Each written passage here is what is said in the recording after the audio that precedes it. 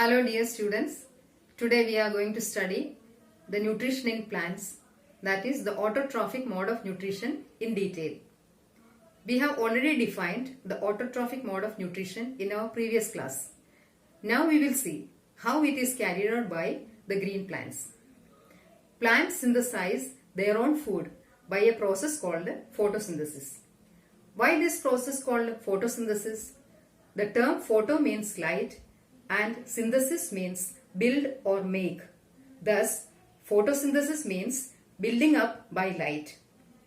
For this process, plants require some raw materials from outside. They are carbon dioxide and water, which they obtain from their surrounding. Now we can define photosynthesis as the preparation of food by the green plants from carbon dioxide and water in the presence of sunlight and chlorophyll. Chlorophyll, as I have told you earlier, the green pigment present in the cell organelles called chloroplasts, which are capable of trapping the sunlight energy. Now we will study this process with the help of a diagram. Here the light coming from the sun is absorbed by the chlorophyll in the leaves. The leaves obtain carbon dioxide from the atmosphere through the stomata. Stomata, as you know, are the tiny pores present on the surface of leaves through which the exchange of gases and transpiration take place. Now the water which is needed for this process is taken up by the root of the plant. Now from the roots, this water is transported to the leaves through the xylem tissue. The carbon dioxide and water which are taken up by the plant get converted to carbohydrate with the help of light energy absorbed by the chlorophyll of the plant. Now during this process, oxygen is also produced as a byproduct. This oxygen is released out to the atmosphere through the stomata. The process by which green plants make their food from carbon dioxide and water in the presence of sunlight and chlorophyll is called photosynthesis. The chemical process of photosynthesis can be shown by this chemical equation. 6CO2 plus 12H2O in the presence of chlorophyll and sunlight gives C6H12O6 plus 6O2 plus 6H2O. Or we can say carbon dioxide combines with water in the presence of sunlight and chlorophyll to give glucose, oxygen and water. It is interesting to know what actually happens during photosynthesis. Three important events take place during this process. And they are: first, absorption of light energy by chlorophyll. Second, conversion of light energy to chemical energy and splitting of water into hydrogen and oxygen. And third, reduction of carbon dioxide to carbohydrates. This process occurs only in the presence of sunlight, and the sunlight is available only during the day. So, photosynthesis takes place only during the day. And the site of photosynthesis is chloroplasts. Chloroplasts are the organelles containing chlorophyll present in the photosynthetic cells or mesophyll cells in the leaves. The group of mesophyll cells is called mesophyll tissue.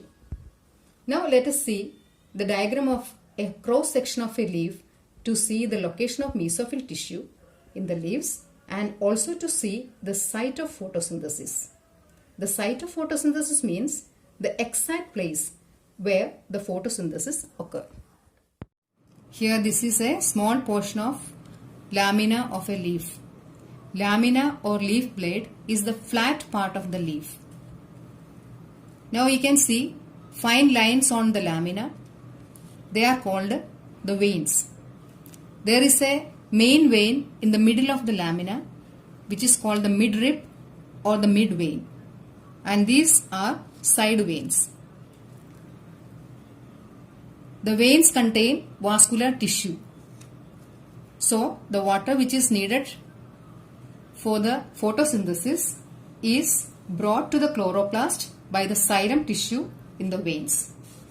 Now, if a small portion of this cross section is observed under a microscope, we can see the structure like this. Chloroplast can be seen as numerous disc-like organelles in these cells, and all these cells containing the chloroplast constitute the mesophyll tissue. This tissue is found between the upper and the lower epidermis. Epidermis is the outermost protective layer of cells in every plant part. The cells in the epidermis are very closely packed and they are transparent. There is a thin layer of cuticle on both the epidermis. This prevents the loss of water from the plant body, as this serves as a waterproof layer for the plant parts. The mesophyll cells just below the epidermis, upper epidermis, we can see the cells are columnar and are very closely arranged. These cells contain more number of chloroplasts than the cells in the lower layer. And this upper layer of the mesophyll cells is called palisade mesophyll. And more number of chloroplasts in this palisade mesophyll cells is beneficial for the plant to absorb more sunlight, since this part is exposed to sunlight. Now, the cells in the lower layer constitute the spongy mesophyll tissue. The cells in this tissue are irregular in shape, loosely arranged with large air spaces in between. These cells contain less chloroplast as compared to the palisade mesophyll tissue. We can also see the vascular tissue with xylem and phloem. The water which is brought by the xylem tissue reaches the chloroplast by osmosis. Now, you have studied in 9th class that the epidermis of the leaves contain tiny pores called stomata. There are large number of stomata on the lower epidermis of the leaves. Here, this is the stomatal pore, which is surrounded by two kidney-shaped guard cells. It is through these stomata the carbon dioxide needed for the photosynthesis enters from the air into the leaf and then diffuses into the mesophyll cells. The large air spaces between the spongy mesophyll cells facilitate the active and easy transport of oxygen to the cells once it is taken in through the stomatal pore.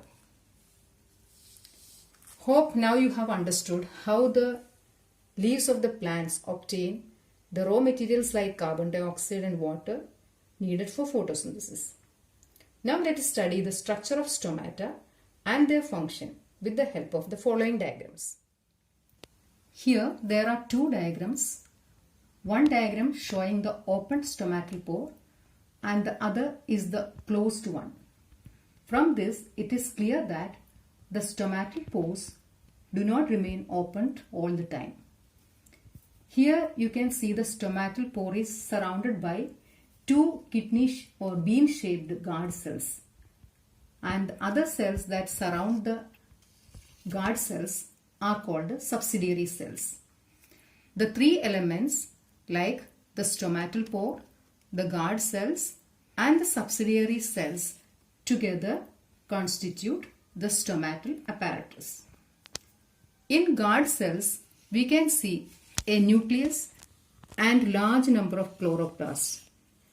And the guard cells are the only epidermal cells containing chloroplasts. Massive amounts of gaseous exchange takes place through the stomatal pores. The plant closes these pores when it does not need carbon dioxide for photosynthesis. The guard cells control the opening and closing of the stomatal pore. When the water flows in the guard cells, they swell and become more curved towards the outer side, causing the pore to open. And when the guard cells lose water, they shrink and become straight, causing the stomatal pore to close. Now we will see what makes the water flow in and out of the guard cells and why do they swell and shrink. Observe the wall of the guard cells now. The inner and the outer walls of the guard cells are differently thickened. You can see that the inner concave side is more thick and the outer convex side is thin. That is why the inner side is more darkened to show that it is comparatively thicker. Now compare the two diagrams.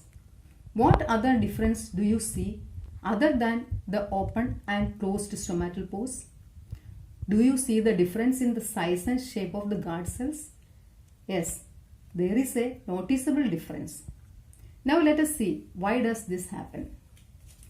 During daytime, as the guard cells have chloroplasts, photosynthesis occurs in these cells too, and the concentration of carbohydrate rises, leading to osmotic uptake of water by the guard cells and they swell up. Since the inner concave walls of the guard cells towards the stomatal pore is thick, while the outer convex wall is thin, the inflow of water in the guard cells make them bulge outwards, thus widening the stomatal opening. When the osmotic pressure of the guard cells becomes lower during night, the water leaves these cells due to the exosmosis and moves to the neighboring epidermal cells. As a result, the guard cells become flaccid and shrink and the stomatal aperture closes. In desert plants like cactus, the stomata remain closed during the day in order to prevent the water loss from the plant body. There is a thick waxy layer made of cutin to prevent the water loss. So the carbon dioxide is taken in during the night. You know the cactus does not bear leaves, instead they bear spines. So in cactus, the stem or the trunks with the spines serve the photosynthetic function. The carbon dioxide is fixed at night by some enzyme into an intermediate product like malic acid, which remains stored in vacuoles of the cells. And during the daytime, the carbon dioxide is split from the intermediate product and converted into carbohydrate with the help of light energy absorbed by the chlorophyll.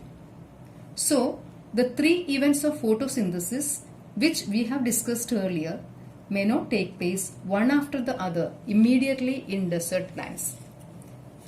Well, the number, shape and location of stomata may be different in different plants. For example, in dicot plants, the stomata are present only on the lower surface of the leaves and they are kidney shaped.